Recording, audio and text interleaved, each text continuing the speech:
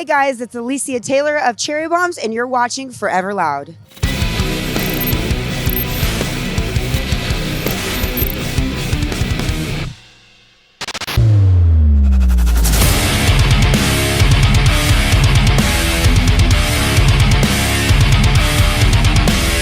For those who don't know, my name is Alicia Taylor, and I started a little group called Cherry Bombs about 10 years ago.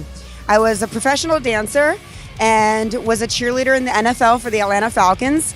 And I decided one day I didn't want to dance to any more Justin Bieber songs because I'm a metalhead at heart. I love rock and roll. And I wanted to create a group that still performed because I loved performing, but did it to the music that I loved and that I was passionate about. So I started this group, and it was very small in the beginning. And eventually word caught on, and we started performing at biker rallies and little gigs here and there, little bars, things like that. We did a van tour. Word kind of got caught on. We did our first national tour with Blackstone Cherry and Buck Cherry. It was the Cherry tour. And that was our first national tour. And it was rad. It was awesome. From there, we went on to Stone Sour. Then we went on to In This Moment. Now we perform with Motionless in White. And we also do music videos. We do little cameos and things for AEW wrestling.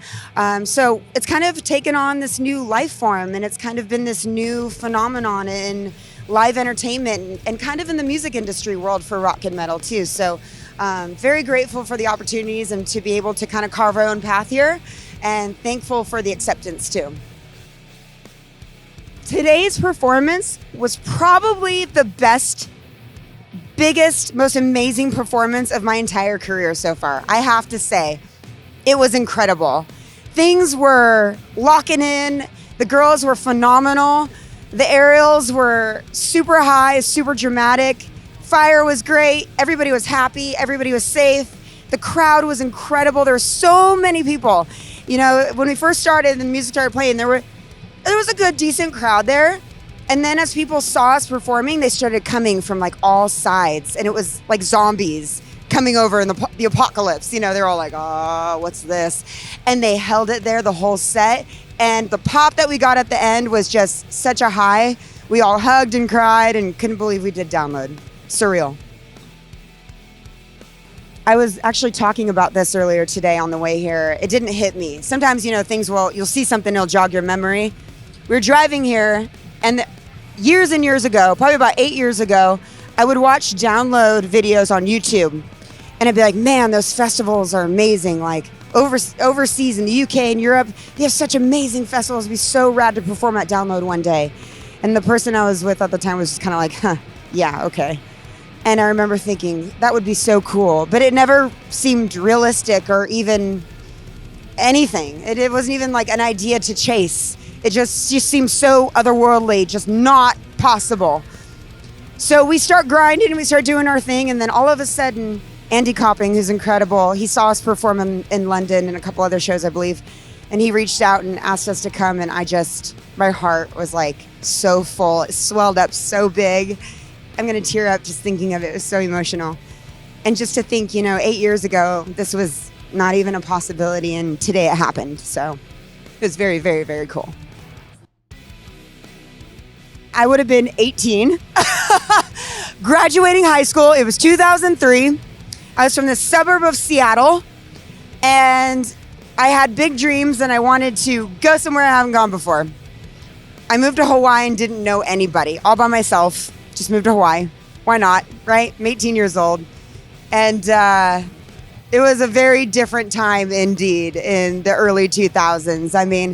But it's cool, man, because I'm seeing things today. I'm seeing things trend and come back up, and it's very reminiscent of those days, I would say, especially in music. We're seeing this rise of nu metal again. We're seeing people kind of rediscover bands from that time period 20 years ago. So it's really kind of a cool phenomenon that we're witnessing right now. Even in fashion, all those kinds of things are all coming back from the early 2000s. So, maybe it wasn't so bad back then. Yeah, one thing I kind of think is happening right now, at least from my perspective in metal, I could be completely wrong, but I think a lot of people are really finding a lot of joy in the visual theatrics of a live performance now. People seem to be really into bands that have costumes and wardrobe and visual things. So it's not just audible so much anymore. Yes, we want our bands to sound good, but now we actually want to see a spectacle. I think there's an art form in the spectacle of things. And, we're seeing things like Sleep Token and, obviously Slipknot is still huge and Ghost is massive and all these other great bands that are really putting a lot of visuals.